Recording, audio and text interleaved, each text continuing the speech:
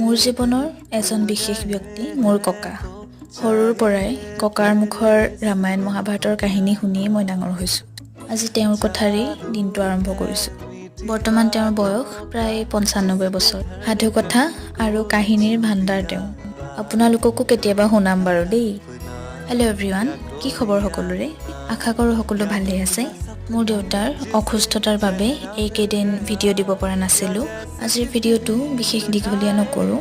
সকলোকে আশীৰ্বাদ বিচাৰিছোঁ যাতে তেওঁ সোনকালে সুস্থ হৈ উঠে। বহু দিনৰ পিছত আজি পুৰণি এলবামটো মেলি লৈছোঁ। এই ৰাংঢালীজনী চিনি পাইছেনে?